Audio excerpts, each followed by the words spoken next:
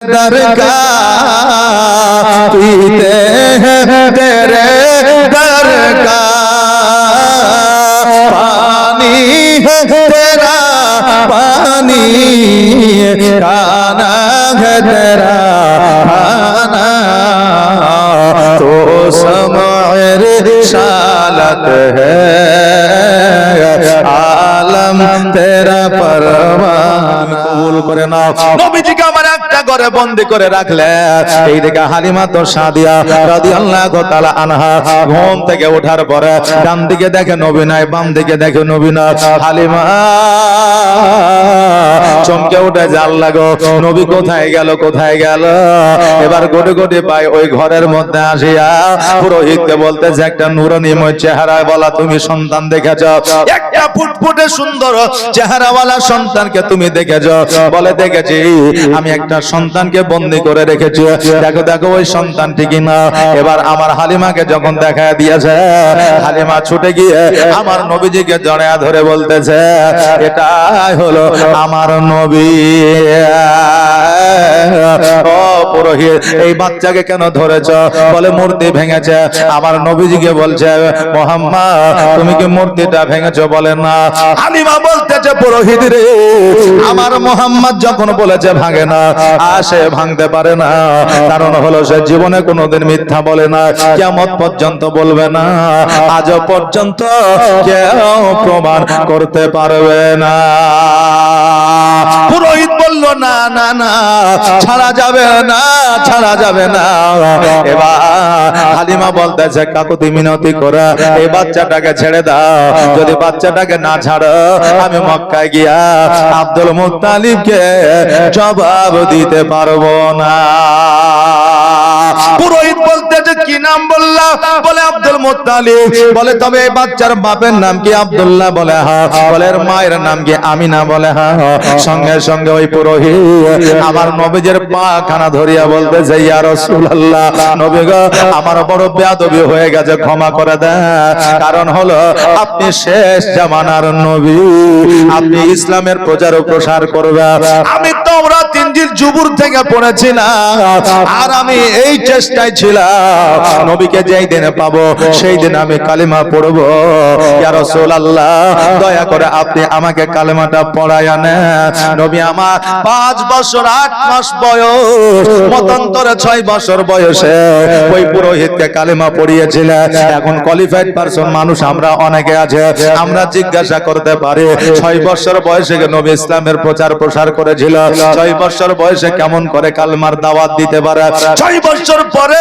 কেমন করে কালেমা পড়াইতে পারে নবী আমার 6 বছর বয়সে কালেমার দাওয়াত দেয় নাই ঠিকই কিন্তু আমার নবীজি কালমা পড়িয়েছেন আমরা অনেকে ইতিহাসের পাতায় পড়েছি যে 40 বছর বয়সে নবী নবুয়ত প্রাপ্ত হয়েছে ইতিহাস পড়িনি বাবা পড়েছে 40 বছর বয়সে নবী নবুয়ত প্রাপ্ত হয়েছে কিন্তু না না না আমার নবী 40 বছর বয়সে নবুয়ত প্রাপ্ত হয় না এটা বাবা জাল হাদিস এটা হচ্ছে আলিয়া বোর্ডের হাদিস এটা হচ্ছে বাবা ইতিহাসের কথা কিন্তু শরীয়তের কথা নয় কারণ নবী 40 বছর বয়সে নবুয়ত আপনার নবুয়ত প্রাপ্ত হয় না পৃথিবী শুরু হওয়ার আগে আমার নবী নবী ছিলেন জোরে বলেন সুবহানাল্লাহ অর্থাৎ নবী 6 বছর বয়সে কেন নবী যেই দিনে 12 রবিউল আউয়াল আপনার 570 খ্রিস্টাব্দে এই পৃথিবীর বুকে সোমবারের দিন শুভে সাদেকের সময় এসেছিলেন আর আমার নবীজি সিজদায় পড়ে গিয়ে হাবলি উম্মতি উম্মতি বলে কেঁদেছিলেন 6 বছর তো দূরের কথা 40 বছর তো দূরের কথা আমার নবী যেই দিন জগতে এসেছিলেন সেই দিন থেকে ইসলামের প্রচার ও প্রসার শুরু হয়ে গিয়েছিল জোরে বলেন সুবহানাল্লাহ নবী আমার কালেমা তৈয়ব পড়ে দিলেন এবার কালেমা পড়ে দেওয়ার পরে হালিমাকে নিয়ে মক্কায় যাবে এবার ওই পুরোহিত বলতেছে ইয়া রাসূলুল্লাহ ইয়া হাবিবাল্লাহ নবী গো আজকে আপনার কালেমা আমি পড়েছি জীবন আপনাকে দিয়েছে প্রাণ আপনাকে দিয়েছে জান আপনাকে দিয়েছে যখন আমার প্রয়োজন হবে তখন আপনি আমাকে ডেকে নেবেন আমার নবী বলে শোনো আমার যেই দিন বিপদ আসবে দুনিয়ার মধ্যে কাফেরেরা যেই দিন আমাকে পাথর মারবে কাফেরেরা যেই দিন ইসলাম প্রচারের জন্য আমার প্রতি জুলুম করবে সেই দিন তুমি থাকবে না কারণ হইল সেই দিন তোমার হায়াত থাকবে না। ওই পুরোহিত বলল, হুজুর গো, এই জন্যই তো আমি এখনই কালমা পড়ে নিলাম, যেন বেঈমান হয়ে মারা যেতে না হয়, মুনাফিক হয়ে মারা যেতে না হয়, বেধর্মিক হয়ে যেন মারা যেতে না হয়। নবী গো, জীবন যদি দিতে হয় আপনার কালেমা পড়ে দিব। জোরে বলেন সুবহানাল্লাহ। আমার নবী পাক সাল্লাল্লাহু আলাইহি সাল্লাম বললেন, ও পুরোহিত শোনো রে, আজকে যখন দরকার হবে আমি তোমাকে ডাকবো, তুমি ছুটে চলে আসবে। ওই পুরোহিত বলল, ইয়া রাসূলুল্লাহ, আপনি একবার আমাকে স্মরণ করবে, আমি চলে যাব। তখন টেলিফোনের যুগ ছিল না, মোবাইলের যুগ ছিল না, অন্তরের কানেকশন ছিল রে বাবা। কেউ বিপদে পড়লে জানতে পারতো, সন্তান বিপদে পড়লে মা জানতে পারতো, মা বিপদে পড়লে সন্তান জানতে পারতো। আর এখন ইন্টারনেটের যুগ থাকার পরেও কেউ কারো খবর বলতে পারে না। আমার নবী মুস্তাফা সাল্লাল্লাহু তাআলা আলাইহি ওয়াসাল্লাম কালেমা পড়লে বাবা মুসলমান হওয়া যায় না। এইজন্য নবীর প্রতি মহব্বতের দরকার আছে। আর জীবন যদি দিতে হয় নবীকে দিও, প্রাণ যদি দিতে হয় নবীকে দিও। নবী তরানে वाला, নবী বাঁচানে वाला, নবী তরানে वाला, নবী বাঁচানে वाला। আর প্রাণের চেয়ে প্রিয় তাই, প্রাণের চেয়ে প্রিয় তাই নবীকে চিনো না। ভালো যদি বাঁচতে হয় আমার নবীকে বাসো। আর সাকারাতের বিছানাতে কি যে যন্ত্রণা, সাত সাগরের পানি দিলেও তৃষ্ণা মিটে না। জোরে বলেন না সুবহানাল্লাহ। আর সাকারাতের বিছানাতে কি যে যন্ত্রণা, আর সাত সাগরের পানি দিলেও তৃষ্ণা মিটে না। আর কৌশারের পানি দেবেন, কৌশারের পানি দেবেন শাহে মদিনা। ভালো যদি বাঁচতে হয় আমার নবীকে বাসো, আয় হায় জান যদি দিতে হয় আমার নবীকে দিও। আল্লাহুম্মা সাল্লি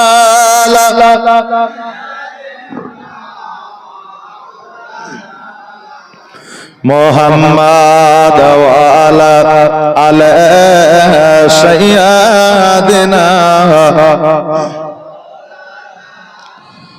মুহাম্মাদ। বাবাজি ভাইরা, আমার নবী মুস্তাফা সাল্লাল্লাহু তাআলা আলাইহি ওয়াসাল্লাম দেখার জন্য গেছে, মূর্তি আমার নবীর পায়ের তলে পড়েছে।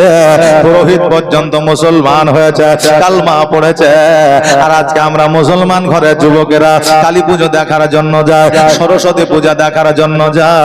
আজকে আমরা পূজার মণ্ডপে গিয়ে ঘোরাফেরা করে, তোমার কি একটু লজ্জাও লাগে না? যে মুসলমান আমরা, নবী প্রেমিক আমরা, নবীর আশিক আমরা, যেই নবী মূর্তির জায়গাতে যাওয়া তো দূরের কথা, যেই মূর্তির নাম উচ্চারণ করে না, আজকে তুমি সেই জায়গায় যাওয়ার পরে তুমি নিজেকে কেমন করে দাবি করতে পারো আমি নবীর উম্মাহ? বলা যাবে? যাবে না বাবারে। আজকে এই জায়গায় জীবনী করার জন্য কিন্তু আসি নাই, জীবনীর জন্য আসি নাই, কারণ আমরা জীবনী বক্তা। একটা জীবনী ধরলে আমরা 3 ঘন্টা 4 ঘন্টা চালিয়ে চলে যাব, তো বুঝলেন না? যে ঐতিহাসিক বক্তা আলাদা, আর বর্তমান ভবিষ্যৎ অতীত নিয়ে যারা আলোচনা করে তাদের আলোচনা আলাদা। আর আমাদের জীবনী শুধু বুঝতে পারলে যত সুর আছে ঢালিয়ে দেবো, আর যত জীবনী আছে গায়ে চলে যাবো। এই যে আমাদের যে আমরা যদি এখন আমরা যেভাবে পপুলারিটি অর্জন করেছি বুঝলেন, যে ইউটিউবার গুলো কত দূরে দূরে বাড়ি বুঝলেন, এরা শুধু আমার লাগে বসে আছে, যে আমার জন্য বসে আছে। কারণ যে এই যে ওয়াজ বুঝলেন সারা পশ্চিম বাংলায় চলছে, তো এখন আমি সুরে ভাইরাল হয়েছে। এখন যদি আমি মুফতি আলমগীরের মতো করে ওয়াজ করি তা আমাকে আর কেউ ডাকবে না, ডাকবে না। এই জন্য যার যেমন ক্যাপাসিটি আছে সে সেইভাবে ইসলামের প্রচার ও প্রসার করবে নাকি বলে জি আল্লাহ তাবারাক তাআলা যেন আমাদের সেই তৌফিক দান করে সকলে একবার আওয়াজ দিয়ে বলেন আমিন বাবারে আজকে আপনাদের বলে যায় আবু জেহেল নামটা আমরা শুনেছি না শুনি নাই শুনেছি তো যে এই আবু জেহেল আমার নবীর প্রতি এত অত্যাচার করেছিল আর এই অত্যাচার করার কারণে এই আবু জেহেলকে দুইটা বাচ্চা ছেলে কতল করেছিল দুইজন বাচ্চাতে এই আবু জেহেলকে কতল করেছিল ওই আবু জেহেল নবীজির কাছে আসিয়া বলল মুহাম্মদ আজকে আসো তুমি আমার ভাতিজা আজকে তোমার কাছে একটা পরামর্শ করার জন্য এসেছি বলে কি পরামর্শ বলো বলে পরামর্শটা হলো এই তুমি কালেমার দাওয়াত দাও আমার রাগ হয় আমি যে মূর্তি পূজা করি এই জন্য মানুষের তোমার উপরে রাগ হয় এই জন্য আজকে আমরা নিজেরাই একটা মীমাংসা করেলি একটা ফাইসালা করেলি বলে কি ফাইসালা বলে ভাতিজা শোনো এক সপ্তাহ তুমি আমার মন্দিরে গিয়ে মূর্তি পূজা করবা আর আমি তোমার এক সপ্তাহ মসজিদে এসে নামাজে পড়বো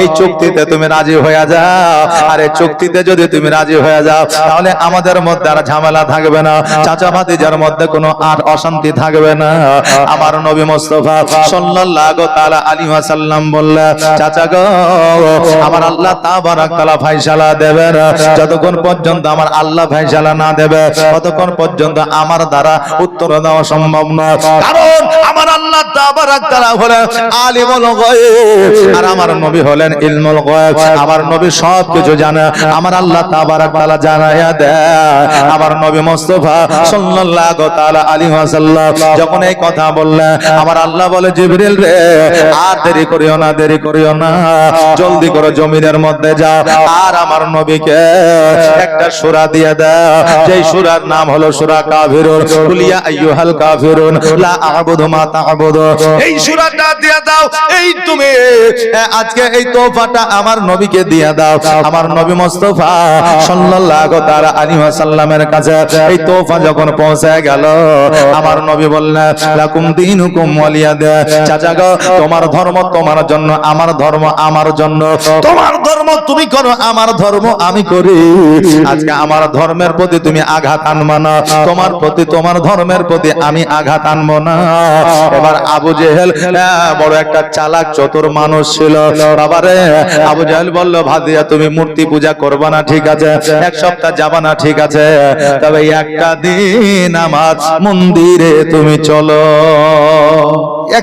একটা দিন তুমি চলো তাহলে তুমি যা করবে আমি মেনে নেব অসুবিধা নাই তারপরে তুমি যাই বলো তাই আমি শুনে নেব আমার নবী বলতেছে না না না এটা কি করে সম্ভব হয় এইটা সম্ভব হবে না আমার আল্লাহ তাবারাক তাআলা বলে হবে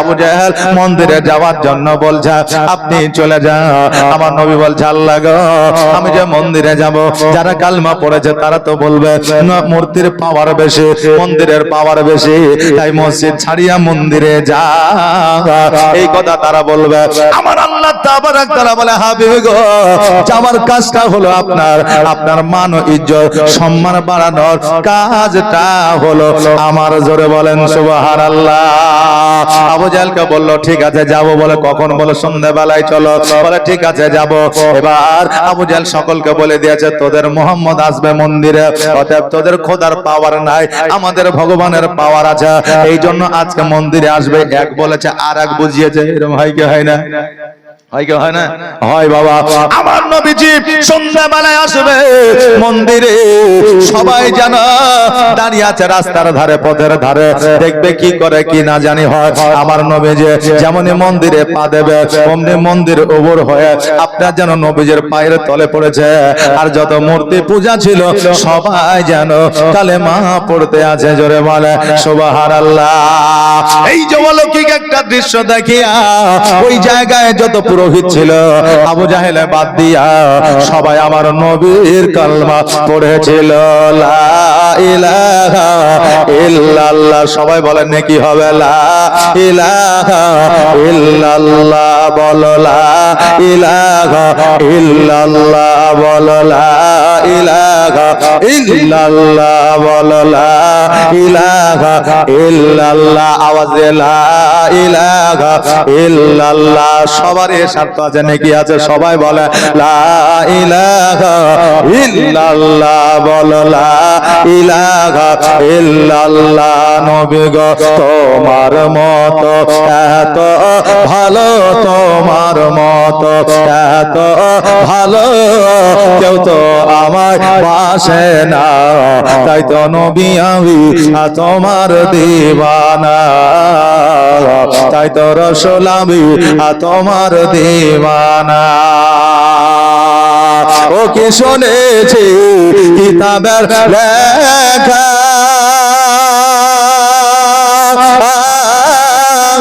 নবী ছাড়াই আমার জীবন ফাঁকা গো ও কি শুনেছি কিতাবের লেখা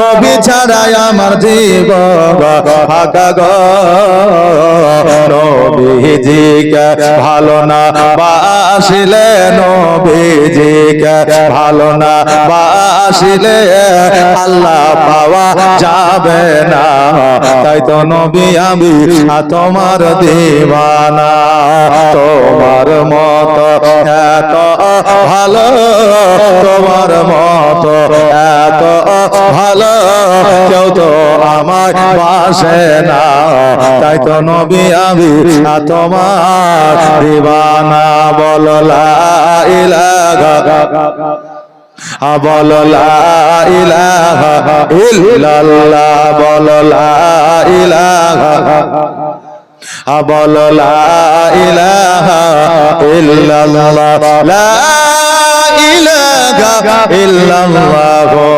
মুহাম্মাদুর রাসূলুল্লাহ সাল্লাল্লাহু তাআলা আলাইহি ওয়াসাল্লাম আল্লাহুম্মা সাল্লাল্লাহু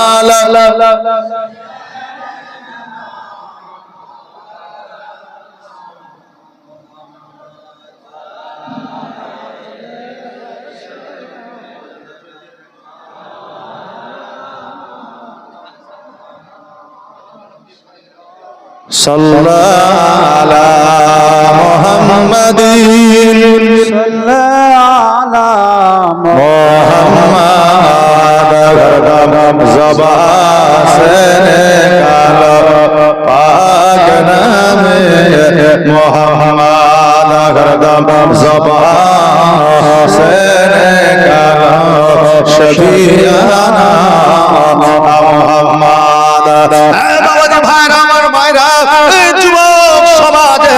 যুবক বৃন্দরা আজকে যেই নবী মূর্তি পূজাকে বয়কট করেছে আজকে আমরা সেই মন্দিরে সেই পূজায় আমরা যাব না আমরা জানো সেই দিক থেকে বেঁচে থাকি আমরা যাব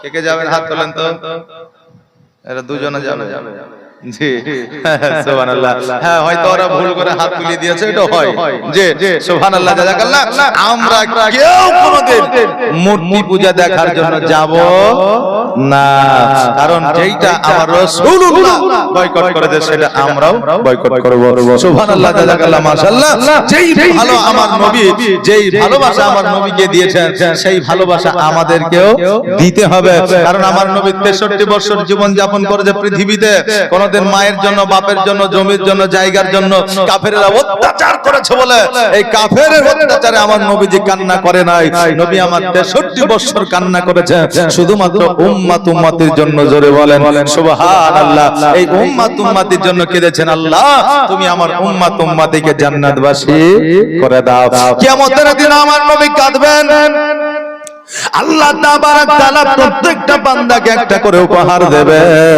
হাফেজকে দেবে কারীকে দেবে আলেমকে দেবে উলামাকে দেবে মাস্টারকে দেবে ডাক্তারকে দেবে প্রত্যেককে একটা করে উপহার দিবে কিন্তু সবার শেষে আমার আল্লাহ তাবারক তাআলা আমার নবীকে বলবে হাবিব গো আপনি কি উপহার নেবেন বলে আমার নবী বলবে আল্লাহ গো আমার সোনার মুকুট চাই না হীরার মুকুট চাই না আমার কোন রকমের আমার কোন উপহার চাই না।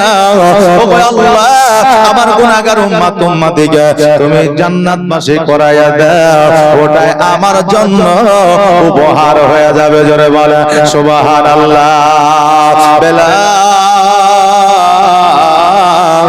রাদিয়াল্লাহু তাআলা আনহু আমার নবীকে কত ভালোবেসেছিলেন। 63 বছর বয়সে আমার নবী মুস্তাফা যখন ইহ জগৎ ছেড়ে পর জগৎ গমন করলেন, বেলাল আবু বকরকে বলে, আবু বকর আমি আর মদিনায় থাকবো না, মদিনা থেকে আমি কোথাও দূরে চলে যাব। আবু বকর বলে, কেন? যেই দেশটা আমার নবীর দেশ, যেই পথ দিয়ে আমার নবী চলেছে, যেই মসজিদে নবী আমার নামাজ আদায় করেছে, যেই জায়গায় আমার নবী বসেছে, ওই জায়গা ছাড়িয়া তুমি কেমন করে যাবে? বেলাল বলে, আবু বকর আমি তো এই জন্যই মদিনা ছেড়ে যাব, কারণ যেই পথ দিয়ে আমি যাই আমার নবীর কথা মনে পড়ে যায়। যেইখানে আমি বসে থাকি ওই জায়গাটা আমার নবী বসা থাকতো, আমার নবীর কথা মনে পড়ে যায়, আমার কলিজাটা যেন ফেটে যায়, দুঃখে যেন আমার মনটা ভরে যায়, দুই চোখের পানি যেন থামে না।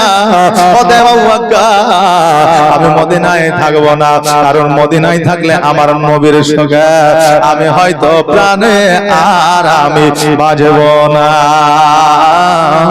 এই বলে বেলাল যেন আপনার মদিনা থেকে আপনার সিরিয়ার দিকে যেন রওনা হয়ে গেল।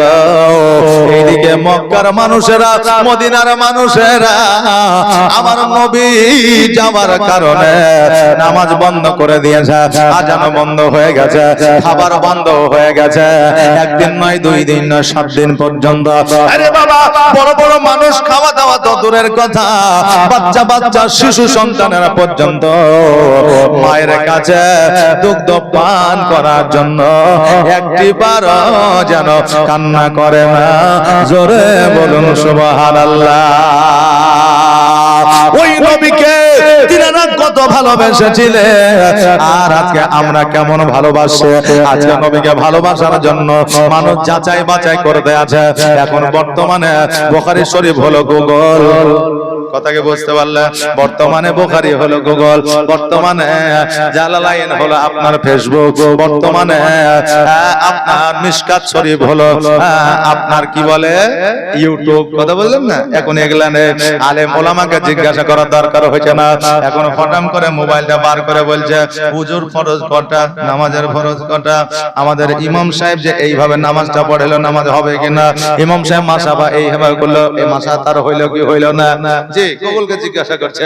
আর এই যে 12 বছর ধরে মাদ্রাসায় বুঝলেন পড়ে পড়ে পড়ে পড়ে দার্স পায়া আপনার সার্টিফিকেট নিয়ে বাড়িতে এসেছে, ইয়ার কোনো দাম নাই। মসজিদে গেলেই 5000 বেতন বলে, আপনি আর কি জানেন? যে যা জানেন সেটাই নিয়ে থাকেন। কথা বুঝলেন না?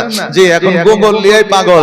হ্যাঁ বাবাজি ভাইরা, গুগল দিয়ে যদি সব কাজ হতো তবে 50 লক্ষ 1 কোটি টাকা খরচা করে আজকে আমেরিকা ইরানে গিয়ে ডাক্তারি পড়াশোনা করতো না, গুগল থেকে পড়ে ডাক্তার হয়ে ওষুধ দিয়ে দিত। কি বলে? সুবহানাল্লাহ, জাযাকাল্লাহ, মাশাআল্লাহ। সব কাজ ইন্টারনেটে হয় না রে বাবা, আলেম ওলামার দরকার হয়। আমি যেটা বলতেছিলাম, বাবারে আমার নবীকে ভালোবাসার জন্য যাচাই বাছাইয়ের দরকার হয় না, নবীকে ভালোবাসার জন্য মানসিকতার দরকার হয়। জোরে বলে সুবহানাল্লাহ। এবার ইমাম হাসান ও হুসাইন রাদিয়াল্লাহু তাআলা আনহু চিন্তা করলে, আল্লাহ গো নামাজ বন্ধ হয়ে গেছে, রোজা বন্ধ হয়ে গেছে, খাবার দাবার বন্ধ হয়ে গেছে, আল্লাহ গো আজকে যদি নামাজ বন্ধ হয়ে যায় কিয়ামত পর্যন্ত আর নামাজ হবে না, অতএব নামাজ চালু করতে হবে। বেলালকে খুঁজে বেড়ান, খুঁজতে খুঁজতে যেন সিরিয়ার মধ্যে একটা জঙ্গলের মধ্যে পাওয়া যায়। এবার জঙ্গলের মধ্য থেকে বেলালকে যেন নিয়ে আসা হলো। নিয়ে আসার পরে বেলালকে বললো, বেলাল আজান দাও। বেলাল বলে, হোসাইন আমার দ্বারা আজান দেওয়া সম্ভব হবে না, এই জন্য সম্ভব হবে না যে আমার নবী যখন দাঁড়িয়ে থাকতো আমি আজান দিয়ে আঙুল দিয়ে দেখাতাম, আর আমি আজান দিতাম। আজকে নবীও না, আমার আজানও দেওয়া হবে না। হোসেন বলতেছে, বেলাল রে আজকে তুমি কার কথা অমান্য করছো একবার চিন্তা করে যাও। যেই না না আমার নবী বলে গিয়েছে, যারা ইমাম হোসেনকে মানলো তারা যেন আমাকে মানলো, যারা ইমাম হোসেনকে ভালোবাসলো তারা যেন আমাকে ভালোবাসলো। আজকে যারা ইমাম হোসেনের কথা অমান্য করলো তারা যেন আমার কথা অমান্য করলো। আজকে তুমি আমার কথা অমান্য করতেছো, তুমি কি জানো না আমার নবীর যত চুম্বন আমি হোসাইন আমি পেয়েছি। জোরে বলে সুবহানাল্লাহ। বেলাল বলে হোসাইন আমি সব জানি সবই বুঝি, কিন্তু আজানকে আমি দিতে পারবো। আমার হোসেন বলল প্রয়োজনে যদি তোমার জীবন চলে যায় তবুও তোমাকে আজকে আজান দিতে হবে। যতক্ষণ পর্যন্ত আজান না হবে ততক্ষণ পর্যন্ত কেউ মসজিদে আসবে না। বেলাল মিম্বারের উপরে উঠে গেল আর দুই চোখের পানি ছেড়ে দিয়ে যেন একবার এদিকে দেখে ওদিকে দেখে, কিন্তু বেলালের জবান থেকে যেন আজান বের হয় না। হোসেন বলল বেলাল আজকে তুমি চুপ করে কি ব্যাপার, এই দিকে ওই দিকে দেখো, আজানটা তুমি জলদি করে দাও, কেননা ওয়াক্তটা তো পার হয়ে যাবে। যেমন এই কথা বলেছে বেলাল যেন শুরু করেছে আল্লাহু আকবার আল্লাহু আকবার আল্লাহু আকবার আল্লাহু আকবার আশহাদু আল্লা ইলাহা ইল্লাল্লাহ আশহাদু আল্লা ইলাহা ইল্লাল্লাহ। আজান স্পেশাল করে পুরোপুরি আজান দেওয়া যাবে না, কারণ এখন মধ্যরাত্রি নাকি বলেন আজান দিলে অনেক বয়স্ক মানুষ শুয়ে গেছে, মনে করো আজান হয়ে গেছে ওইটা উজু বানিয়ে বসে থাকবে, নামাজটা পড়তে হবে, কথা বললেন না যে এবার দেখা যাবে অনেকক্ষণ বসে আছে, এখনো পর্যন্ত জামাতের টাইম হয়েছে না, তখন পরের দিন মৌলবি আচ্ছা মৌলবি আইনেছিলি রে যে একটা সময় আজান দিয়ে দিয়েছে আমার ঘুমটাকে বেকার করে দিয়েছে, কথা বললেন না। এই জন্য আজান পুরা দেওয়া যাবে না, তবে আজান প্রেমিক তো এখানে সবাই আছে, আজান শুনলে ভালো লাগে, কার না ভালো লাগে আজান শুনতে বলে। এখন যারা যে এলাকার মধ্যে আছে বুঝলেন, যারা মাখরাজ ঠিক নাই, যারা ইমামের কাছে একটু শিখতেও চাই না, তার আজান শুনলেও অনেকে নারাজ হয়ে যায়। কে আজান দিতে বলেছে বলতে রে, আজান দিলেই মনে হয় যে আজান শুনতে ভালো লাগে না, এরকম বলে না। আসলে আজান শুনতে ভালো লাগে না ওর মুখে, কিন্তু আজান যে ভালো লাগে না এটা নয়। এখন ইমাম সাহেব যদি বলে যে হ্যাঁ যে আপনি আজকে 18 বছর ধরে আজান দিচ্ছেন, আজানটা একটু শিখেন আমার কাছে, হাইয়া আলা সালাহ হাইয়া আলাল ফালাহ হয়েছে না, তো ঘুরিয়ে বলবে যে আপনি কদিন থেকে ইমামতি করছেন, বলে আমার 2 বছর। মানে ইমাম যতদিন টিকে তার চাইতে বেশি মুয়াজ্জিন টিকে, কথা বুঝলেন। ইমাম যদি 5 বছর টিকে তো মুয়াজ্জিন 10 বছর টিকবে। তা কত বছর ইমামতি বলে 2 বছর লাগা হলো, বলে আমি 24 বছর থেকে আমি এই জায়গায় মুয়াজ্জিনগিরি করছি, আর আপনি আমাকে আজান শিখাবেন? জি, আপনি আমাকে আজান শিখাবেন, যদি দরকার হয় তা আপনি আমার কাছে শিখেন, কখন আসতে হবে জামাতে, কখন জামাত থেকে বাড়াইতে হবে, মুসল্লিদের কিভাবে শান্ত করতে হবে, আমার কাছ থেকে শিখেন, আপনার কাছ থেকে শেখার দরকার নাই। আপনাদের এলাকায় হয়তো হয় না, কিন্তু অনেকের এলাকায় হয়। তবে আজান যারা দিবে এর জন্য একটা হাদিস আছে, আমার রাসূল পাক সাল্লাল্লাহু তাআলা আলাইহি ওয়াসাল্লাম বলেছেন, তার জবান যদি ঠিক হয়, তার আজানের মাখরাজ যদি ঠিক হয়, কণ্ঠের দরকার নাই, সুরের দরকার নাই, কারণ বেলালের সুর ছিল না, কিন্তু বেলালের আজান আমার আল্লাহ পছন্দ করত। জোরে বলেন সুবহানাল্লাহ। পৃথিবীর মধ্যে একজনেরই আজান ছিল, যেই আজান আসে আজিবে না পৌঁছানো পর্যন্ত আপনার সকাল হতো না। জোরে বলেন সুবহানাল্লাহ। ওই আজানটাই হলো হযরতে বেলালের আজান। জোরে বলেন সুবহানাল্লাহ।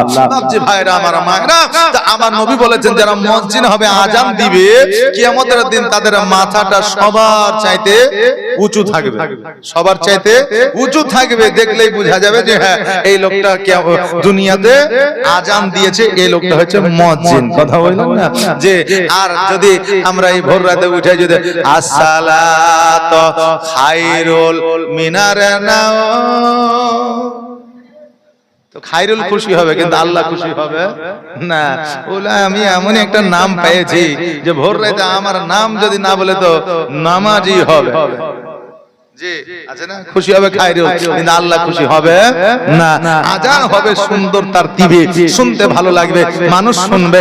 বেলাল আজান দিলে কাজকর্ম বাদ দিয়ে সাহাবীরা আজান শুনতো, এখনো মানুষ শুনবে যদি আজান যদি সহি ভাবে হয়। জোরে বলেন সুবহানাল্লাহ। আসসালাতু খায়রুম মিনান নাওম।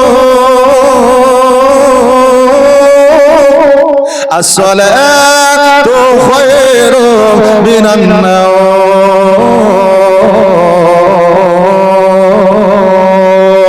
আল্লাহু আকবার, আল্লাহু আকবার, লা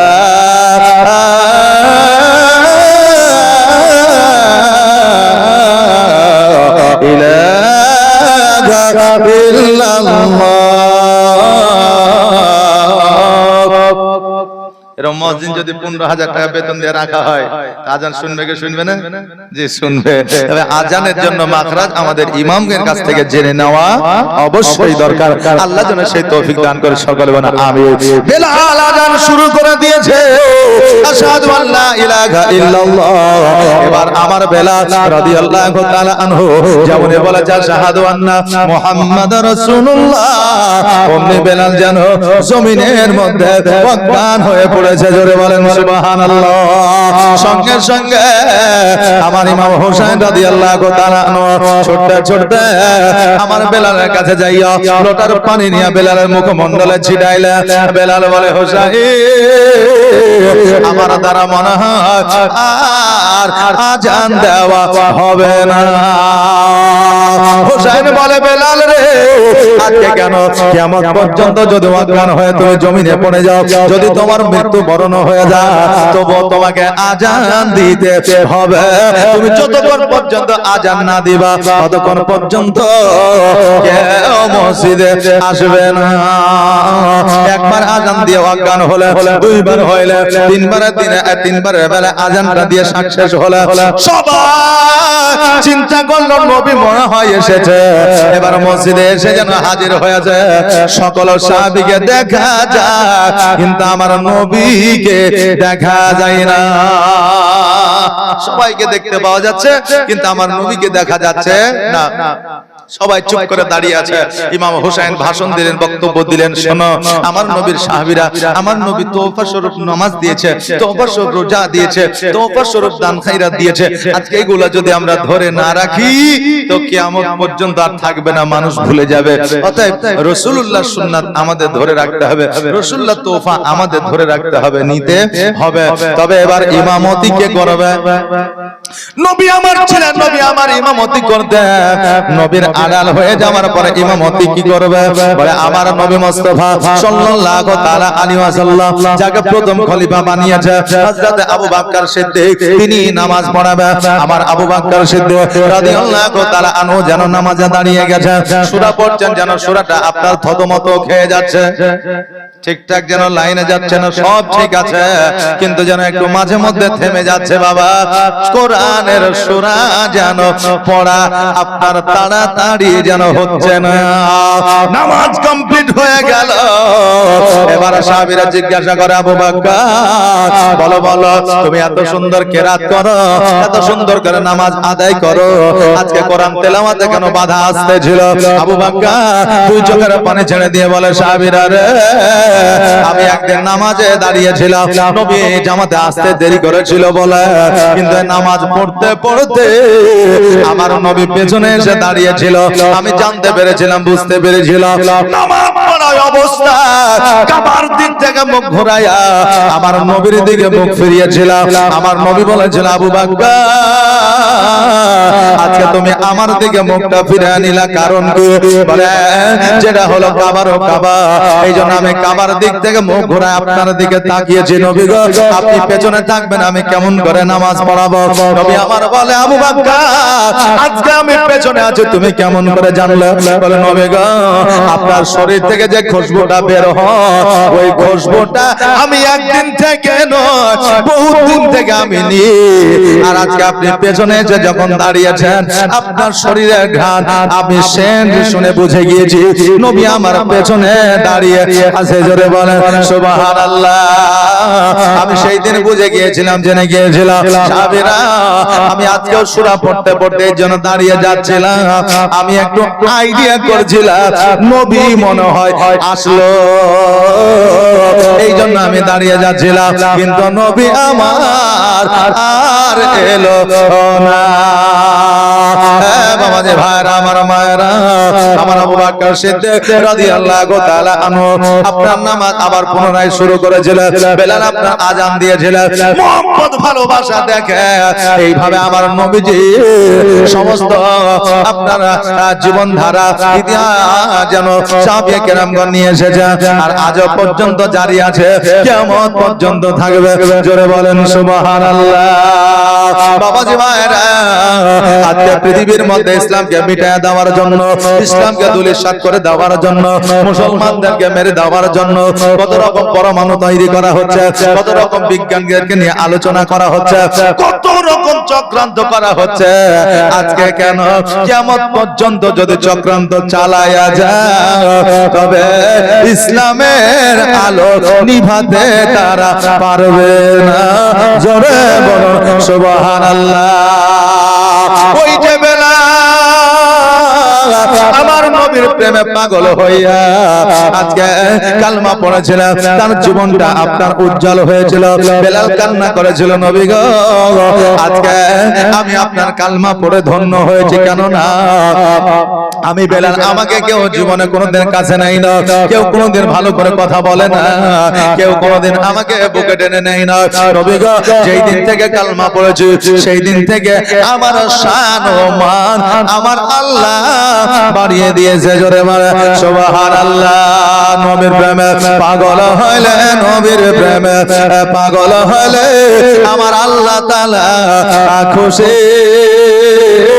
নবীর দরুদ পড় দিবানিশি, নবীর দরুদ পড় দিবানিশি।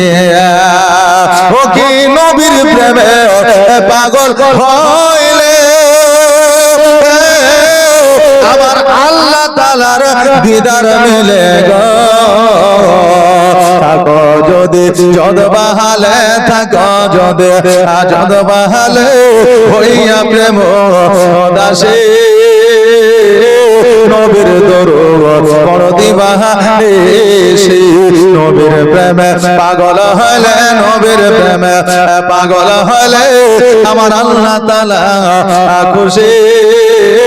নবীর দরুদ পড় দিবানিশি। বাবাজি ভাইরা, আমার আবু বকর সিদ্দিক রাদিয়াল্লাহু তাআলা আনহু আমার নবীকে এত ভালোবাসতেন যে আমার নবী একদিন বলেছিল মক্কা থেকে মদিনায় হিজরত করতে হবে।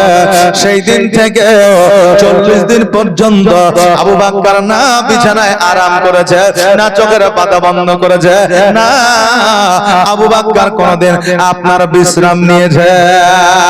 নবী আমার মক্কা থেকে মদিনায় হিজরত করবে, আবু বকর বাড়িতে যাইয়া আস্তে করে বলতেছে আসসালামু আলাইকা ইয়া আহলাল বাইত। যেমন কথা বলা আবু বকর চট করে দরওয়াজা খুলে দিয়েছে। আমার নবী বলে, আবু বকর এখন হইল মধ্যরাত্রির সময়, আর এই সময় আরাম করার সময়, তুমি চট করে দরজা খুলে দিয়েছো, কারণটাকে? আমার আবু বকর বলে, হুজুর গো আজকে থেকে 40 দিন আগে আপনি বলেছেন যে কোনো সময় যে কোনো মুহূর্তে মক্কা থেকে মদিনায় হিজরত করতে হবে। নবী গো আপনি বলেন নাই কখন যাইতে হবে, এই জন্য আমি সেই দিন থেকে একটা সেকেন্ডের জন্য আমি দরওয়াজা ছেড়ে কখনো আরামের জন্য যাই নাই। জোরে বলে সুবহানাল্লাহ। এইরকম মহব্বত যদি আমাদের মধ্যে থাকে রে বাবা, আজকে সীমিত অন্যান্য ধর্মের মানুষ আছে, তারা আমাদের কাছে তারা টিকবে না। আজকে আমাদের ঈমান ও আমলে দুর্বল আছে, নবীর প্রতি মহব্বতে আমাদের অলসতা আছে। এই জন্য আজকে বেধর্মীরা আমাদের প্রতি অত্যাচার করতে পারছে। সেই দিন নবীর প্রতি মহব্বত আমাদের পুরোপুরি ভাবে আসবে, সেই দিন কারো দ্বারা সম্ভব হবে না। সেদিন কারো দ্বারা সম্ভব হবে না। আমরা তো দুর্বল, কারণ আমরা মুখে বলি নবীকে ভালোবাসি ভালোবাসি, কিন্তু অন্তরে আমরা ভালোবাসি না। বলবে হুজুর আপনি কি করে জানলেন? কারণ দেখবেন আপনি একটা বয়ফ্রেন্ড আর একটা গার্লফ্রেন্ড একে অপরকে যদি ভালোবাসে, আর এর যদি ফোনে যোগাযোগ হয়ে যায় যে আসো ভগবান গোলা একটা জায়গায় যে স্বপন মর্মরে চলে আসো, তো এরা কালকে না পারলে পরশুদিন যাবে। তার কারণে এদের আই লাভ ইউ আনলিমিটেড বলা বলি হয়ে গেছে, কথা বুঝলেন না? তো এরা যাবে, তো ভালোবাসা যদি থাকে তো অবশ্যই একে অপরকে দেখা করবে, অবশ্যই একে অপরের কথা শুনবে। এখন কেউ যদি বলে যে জানু সোনামণি টিয়া একটা ক্যাডবেরি নিয়ে এসো, তার বাপ মা ডিউটি দিল যেমন করি হোক ওর বাড়িতে ক্যাডবেরি পৌঁছে দেবে, কারণ হচ্ছে ওকে ভালোবাসে। তা এ তো জগতের একজন নারী, জগতের একজন পুরুষ। আর যেই নবী এই পৃথিবীতেও বাদশা, ওই পৃথিবীতেও বাদশা, ওই নবীকে ভালোবাসি যদি আমরা, তাহলে আমার নবী যে কথাগুলো বলে গেছে ওগুলো অমান্য করতে পারবো? ভালোবাসা থাকলে পারবো না। এখন ভালোবেসে যদি আমাদের ছেলেরাও বলে আব্বু বাজারে আছো, বলে হ্যাঁ আমার জন্য দুইটা মিষ্টি নিয়ে এসো, তো দুইটার জায়গায় চারটে নিয়ে আসি নাকি বলেন? আমি বলে না আপনারাও বাপ নাকি আপনারাও নিয়ে আসেন, তাহলে বেটাকে ভালোবাসি বেটিকে ভালোবাসি তাই নিয়ে আসি। তো নবী তো বলেছেন নামাজ পড়ো, রোজা করো, দাড়ি ছাড়ো, হ্যাঁ সুন্নাতি মোতাবেক চলো, শরীয়ত মোতাবেক চলো। তো নবীকে যদি ভালোবাসতাম তাহলে এগুলোকে আমরা ছাড়তে পারতাম? পারতাম? তা আমরা মুখে ভালোবাসি, অন্তরে নয়, কিন্তু দেখে মনে হয় আমরা আসলেই ভালোবাসি। কারণ এখন তো দেখানো ভালোবাসা, কম্পিটিশন ভালোবাসা চলছে। কারণ বাবা একজনের বিবি মারা গেছে বুঝলেন, তো তারপরের দিন ওই বিবির কবরে গিয়ে হাওয়া করছে। এখন গ্রামের মানুষ তো চাহারে লোকটা তার বিবিকে কত ভালোবাসতো, লোকটাকে ধরে এলেই না পাগলা হয়ে যাবে বিবির টেনশনে, ওকে বলছে চাচা চলেন বাড়িতে চলেন, হ্যাঁ আর হাওয়া করতে হবে না, বলছে তোরা যা করছিস কর, আমি যা করছি করতে দে। চাচা আপনি চাচিকে এত ভালোবাসেন, বলছে শোন ভালোবাসা টালোবাসা কিছু লয়, তোর চাচি যখন মারা যায় আমাকে একটা ওসিয়ত করে গেছিল, কি যে আমি মারা গেলে তুমি বিয়ে তো করবাই, তো কমসে কম আমার কবরটা যতদিন না শুকাবে অতদিন বিয়ে করিও না। তো ইমাম সাহেব যেভাবে পানি মারিয়েছে, তো এই শুকাইতে এখন 7 দিন 10 দিন সময় লেগে যাবে, এই জন্য আমি হাওয়া করছি যাতে তাড়াতাড়ি শুকায় আর আমার বিয়েটাও যাতে তাড়াতাড়ি হয়ে যায়। লোকে জানছে মোহব্বত হাওয়া করছে আর ও স্বার্থে হাওয়া করছে, কথা বললাম না? আমাদের বর্তমান ভালোবাসা এরকম, আমরা মুখেই শুধু বলছি ভালোবাসি কিন্তু অন্তরে ভালোবাসা নাই। আবু বকর বলছে আর আমার মদিনায় নিবানি দয়ার নবীজি, আমার মদিনায় নিবানি নবী, আমার মদিনায় নিবানি। মেরে খেলা খেলছো দয়াল রে দয়াল, তোর খেলা চমৎকার, আর না পাকে মানুষ বানায়া আমি সবা যার রে, প্রেমের খেলা খেলছো দয়াল রে। ভাবছে যে মনে হয় বিজ্ঞানে হবে না, ওইটাও হবে, চিন্তা করিও না নাকি, ওইটাও হবে। তারপরে তোমাদের পছন্দের হবে, আমার পছন্দের হবে, শুধু চুপ করে বসে থাকো আর দিতে থাকো। কুছ পানে গেলে কুছ কোনা পাড়তা হয় নাকি, হ্যাঁ কিছু দিতে গেলে কিছু পেতে গেলে কিছু দিতে হয়, তোমরা দাও আর আমিও দিব। কি বলছে তুমি কাউকে দিলা 10টা সন্তান জায়গা জমি না, আবার কাউকে দিলা কোটি টাকা একটাও সন্তান না। বলছে আল্লাহ তুমি কাউকে কোটি কোটি টাকা দিয়েছো, একটাও সন্তান দাও না, আবার কাউকে 10টা সন্তান দিয়েছো, বাড়ি ঘর করবে কোথায় সে জায়গাটা তার নাই। তাই বলছে তুমি কাউকে দিলা 10টা সন্তান জায়গা জমি না, আবার কাউকে দিলা কোটি টাকা একটাও সন্তান নাই, আবার মরার পরে কাঁধে করে কবরে নামাবে কারে রে, প্রেমের খেলা খেলছো দয়াল রে দয়াল, তোর খেলা চমৎকার, আর না পাকে মানুষ বানায়া আমি সবা যার রে, প্রেমের খেলা খেলছো দয়াল রে।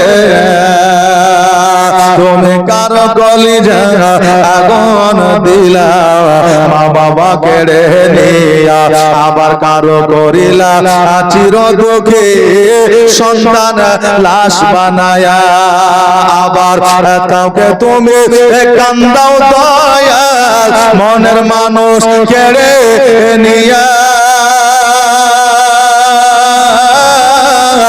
আবার কাউকে অল্প বয়সে রাখলে তুমি বিধবা বানায় রে প্রেমের খেলা খেলছো দয়াল রে দয়া তোর খেলা চমৎকার না পাকে মানুষ বানায়া আমি সবা যার রে প্রেমের খেলা খেলছো দয়াল রে আমার মন আজাইয়া রে দিল যাইয়া রে মুর্শিদ নিজের দেশে যায়। যারা সেগুলো বাড়ি চলে গেছে আবার যখন পাবলে কি করেছিল রে বাড়ি চলে গেছে নাকি বলবে যে এখন আওয়াজ যদি পাওয়া যায় তো সকালে অবশ্যই বলবে কি বলছে আমার মন যাইয়া রে দিল যাইয়া রে মুর্শিদ নিজের দেশে যায় ও মুর্শিদ সবার আছে জায়গা জমি ধন দৌলত নাহি তুমি আমার মনে আছো শুধু তুমি রে জীবনে মরণে ঠাই দিও মুর্শিদ চরণে তুমি বিনে যেন মরি রে আমার মন যাইয়া রে দিল যাইয়া রে মুর্শিদ নিজের দেশে যায় খাতে তেরে দরকার पीते हैं तेरे दर का। जोरे बोलें ना सुभान अल्लाह।